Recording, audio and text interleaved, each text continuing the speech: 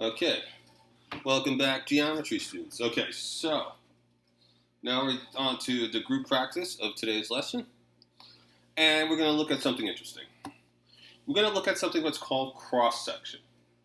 And to describe what cross-section is going to look like, it's going to take a little bit of imagination on your part, and obviously on my part. Okay, so let's turn this around. I got a stick of butter here, right? Now, a stick of butter is more or less a solid. Okay.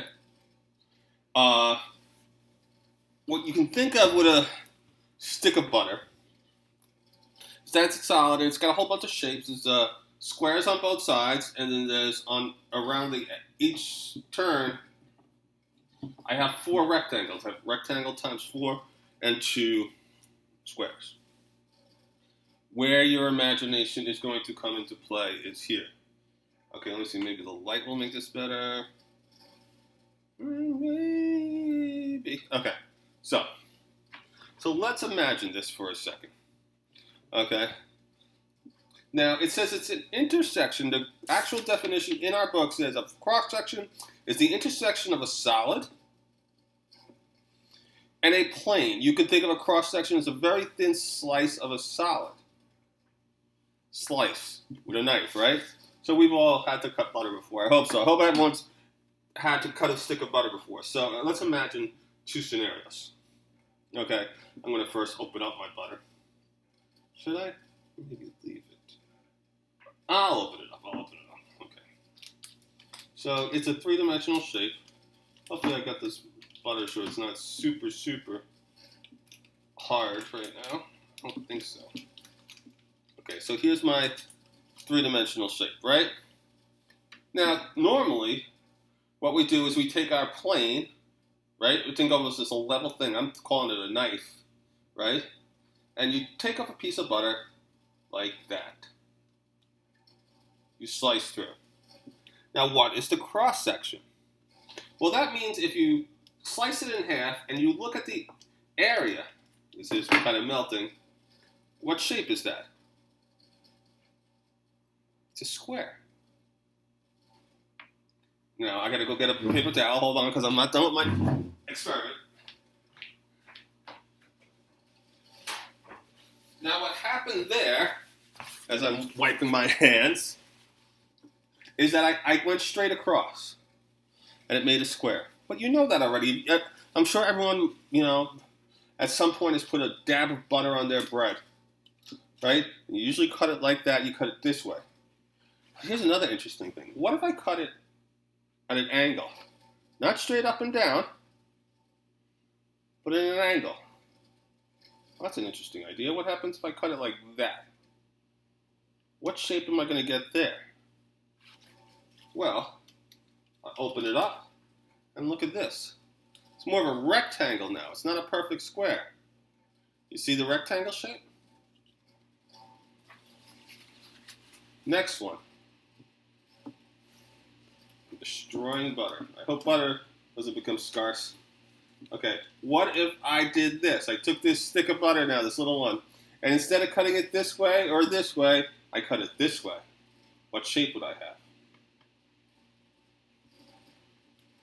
Cutting it this way. What shape is that? Another rectangle. This is all very interesting. So, now that I've destroyed my butter for the sake of education, I hope everyone gets this. Okay, let's move on to our problems. Okay, I'm going to pause this for a second while I wipe my hands. Okay, so I'm back. So as I'm back and wash my hands, or at least I don't have as much butter on them anymore. Hopefully I explain things to you a little bit better. So the cross section is the area that if you can imagine, you take a knife and you cut a certain way. Now here, this thing is this for the solid at the right. What is the cross section formed by each of the following planes? The horizontal planes. Well, horizontal means left to right.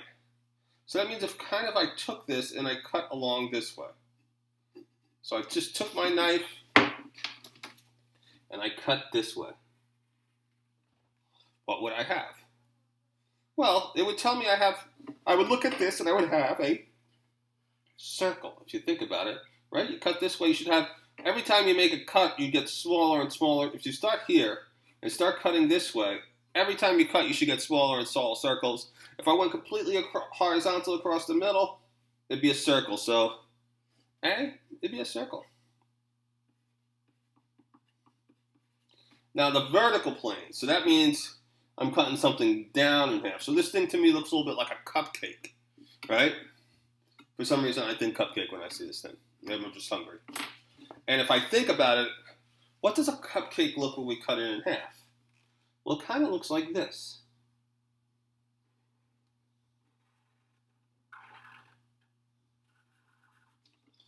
And that's what you get. You get this weird sort of trapezoidal figure. So it'd be a trapezoid going one way, right? Because you have two parallel lines, right? You'd have the top and the bottom, and then the sides would flare out like this.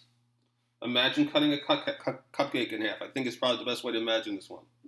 Now, that's the problem with these things. It's going to take a little bit of imagination on our part. But this would be a trapezoid.